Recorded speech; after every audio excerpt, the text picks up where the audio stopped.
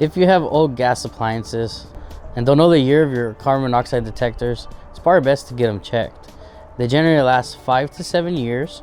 After that, they're no longer able to pick up carbon monoxide, and carbon monoxide is a silent killer, so you want to get in front of that before it becomes a problem.